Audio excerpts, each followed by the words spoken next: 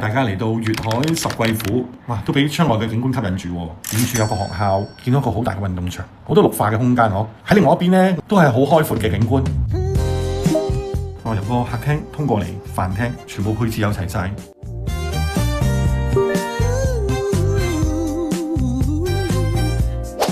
連到去個廚房，跟住落嚟我哋睇另外3個房間。哇！呢間女仔房好靚，嗰啲色調配搭得好溫暖，個窗好大，好舒服。跟住嚟到個男仔房，好多收納空間，哇！男仔啱晒。去到呢間更加大嘅房，呢個我最中意啊！個洗手間好光猛，仲有窗。